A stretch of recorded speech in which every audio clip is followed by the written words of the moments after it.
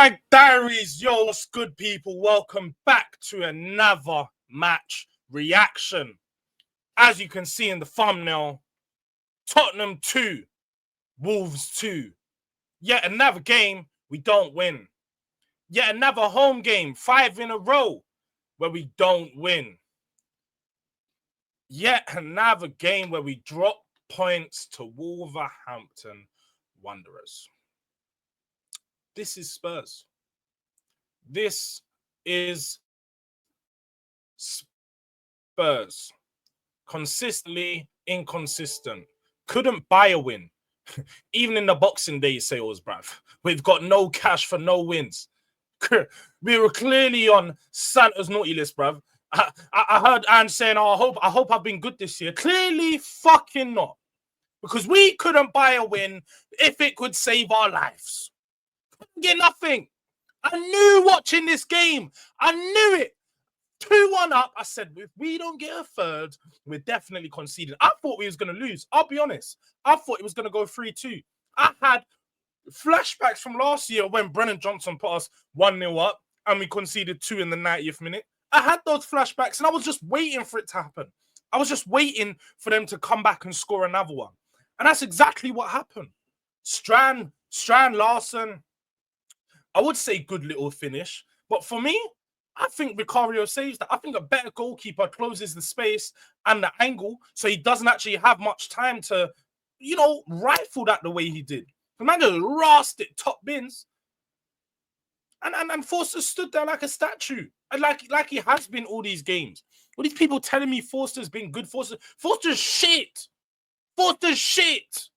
I can guarantee you Vicario would have saved us in some of these games. But Forster just consistently concedes pressure, consistently makes mistakes, consistently gives the ball away.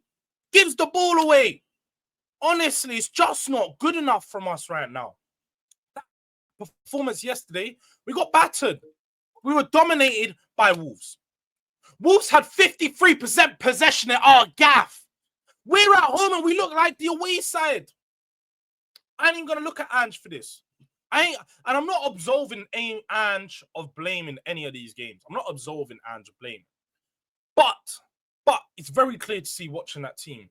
They lack massive sharpness, man. They lack fitness. They clearly aren't up for the races. They can't keep playing game in, game out. And it's just not working. It's just not working. They need a break. They need a rest. We need rotation. But yet again, this is just what happens with Spurs, man.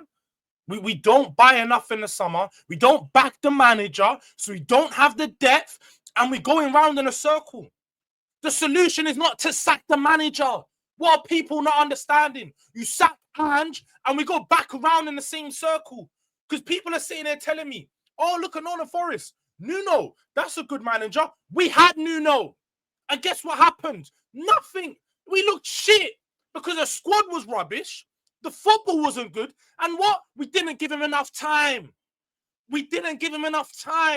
And now, I'm not doing revisionism and saying Nuno would have us in a better place than Ange. That's not what I'm saying. I still don't think Nuno's a great manager. I never did think he was. But you cannot expect something different with this exact similar team that has no squad depth. This team that has no one available, plenty of injuries. And you cannot expect anything different when a manager's had 18 months to build. 18 months! How many times we had a manager for 18 months and sacked them? This is the story of Spurs. The history of Tottenham. We just sack manager, and expect a new manager to come in. He's going to change up. It's going to look good for 6 months. And then the next proceeding 6 or 12 months just going to be struggle. This is the worst team that I've watched. 2024 has been the worst year of football for Spurs since 2008. Since 2008. And I'm looking at Daniel Levy, that prick. I'm looking at Donna Cullen. I'm looking at Johan Langer. What's going on, bro? What's going on in the board? We're going to have a boardroom talks this week, Thursday, guaranteed. Make sure you slap the subscribe button and the post notification bell so you stay up to date with that one, because boardroom talks is needed. It's needed. And furthermore onto that, let's actually talk about the game. Because people talk about my manager doesn't make tactical tweaks, doesn't adjust. He doesn't change at all. But we saw that. We saw that he does change. We saw that there are tweaks. The tweaks just weren't good enough. I'll be honest, the tweaks just weren't good enough. He brought in Bentancur and Basuma to play next to each other to add a more stable base in front of that back line to help Archie Gray and to help Dragusin, especially when the fullbacks are blowing forward, to leave less space exposed, having Basuma sitting between the centre-backs. And we saw at times it helped us, especially in the first half, when they're trying to catch us on a counter. We're breaking down the counter a lot quicker because we're getting more men back. We're shuffling in and we're getting narrow. And we're stopping them. We're stopping the counters. We've done pretty well to stop them a few times. And we only limited them. We limited them to 3 shots on target that whole game. So clearly there was an improvement on that side. But with the fact that we went more defensive, we gave away complete control in that game.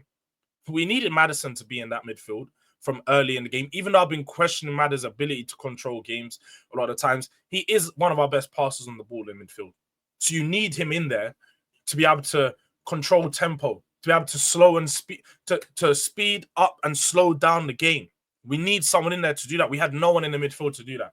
Basuma, just grenade launcher.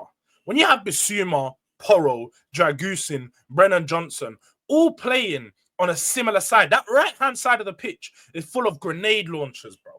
Grenade launchers. Every one of them get the ball and just boom, boom. Just trying to launch the ball as far as possible down the right-hand flank, or if it's Brennan Johnson, just across the box to see what's going to happen. He's going to win a corner, but he's not going to do anything else. He's not going to do anything else. And what I do need to say, though, before I just start, people think I'm just criticizing him, for the goal that he did score, very well worked move from him and Kulusevski. I have to say, good little 1-2 touch. 1-2, pass inwards, Kulusevski with the cutback, and then Brennan Johnson with a clean finish. That's what I like to see. That's what I want to see more of Johnson from. That's the problem with him, is you're going to see little moments where he can do really good things, where you can see that this guy's a smart player. But then he's going to just act brain dead for the rest of the 90 minutes, running straight lines and just launch the ball across the box as many times as possible. So I just need to see more of the variation of the little passes, of the little intricacies in the tight spaces. Because we saw it there at the goal. He can do it. Just more often, man. Just need to see it more often. Honestly, though, man, I don't know how their first goal was allowed, though. I need to watch the replay of that. But there was definitely a foul on Johnson in there. There was definitely a foul. My man was tripping him up, kicked him at his ankles, falling over the floor. So my man can't block Wang Hee-chan. Great finish. I can't really look at Forster for anything on that. It was a great finish. But I do think that there was a foul in the build-up to that one. Definitely was a foul into the build-up to that one. But yeah, man, honestly, yesterday, I just think it wasn't good enough. At 2-1, at 1-1, Son had the opportunity, first penalty of the season. And it was just poor. It was just poor. I keep hearing sorry from Son. Sorry, it's my fault. Sorry, I should have put this away. Sorry, I should have. Just go out there, stop giving me apologies, and show me you're sorry with your actions. Apologize with your actions by putting some goals in the back of the net. Don't want to hear you're sorry. Your sorry doesn't mean anything for us. You said sorry for how many games and how many have we lost? The sorry means fuck all, man. I need to see better. You keep putting the same corner. Look at 4 of his last 5 penalties. They all went down that left side, all into not even bottom corner, just like mid left. That's exactly what he done. Keeper knew where he was going, and it was a poor penalty. Poor penalty, man. Honestly, it just needed to be better. It just needed to be better. We need to see signings in this transfer window. I need to see movement this week. I need to see movement this week. I want to see movement in 3 to 4 days, in fact. And make sure you subscribe to the channel. Rumor Roundup, new transfer show is going to be incoming. We're going to run that a couple times a week. But definitely this week, we're going to be running it up.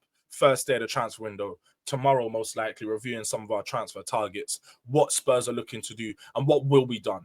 I'm gonna keep my foot on their necks. My foot's gonna be on Spurs' neck because we need to see movement. I need to see signings because this just isn't good enough. This just isn't good enough. We're just getting beaten, and we're not even fighting back. We're not even fighting back at this point. And yes, pretty much could be a loss this game, man, because a point is 2 points lost for us right now. 1 point is 2 points lost for us. We're fucking 4 points of Crystal Palace. We could be in a relegation battle if this doesn't fix up. And Ange, you're my guy. You're my guy. But if things don't fix up, I can't protect you. No one can protect you. The position of where we are in the table is unacceptable. The position of where we are in Europa League table is unacceptable. Things need to fix up, and it needs to be ASAP. It needs to be ASAP. But if you haven't already, guys, thanks for tuning in. It's been another match reaction. I forgot to say it at the start, but please, please, please, I would appreciate if you show me some love and just drop a like on the video, because, yeah, man, as you can see, a nigga's stressed right now. And Spurs, all I could do, you like the video?